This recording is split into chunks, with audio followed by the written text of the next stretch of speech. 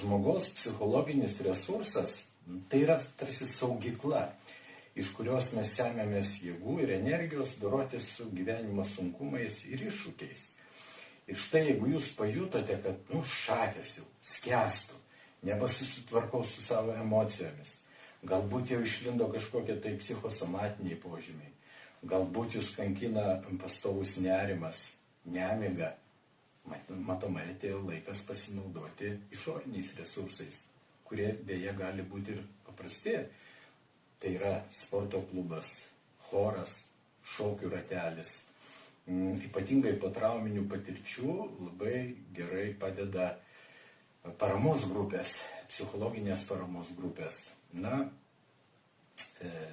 Labai gilus šaltinis yra psichoedukacija. Ir internete, knygose jūs rasite tikrai labai daug informacijos visomis temomis. Beje, visada yra labai įdomu padiskutuoti ir su dirbtiniu intelektu. Sakyčiau, vienas iš efektyviausių būdų tai yra psichoterapija, kurios metu jūs pažinsite ir pripažinsite savo pažeidžiamumus. Ir tai yra sveikimo kelio pradžia.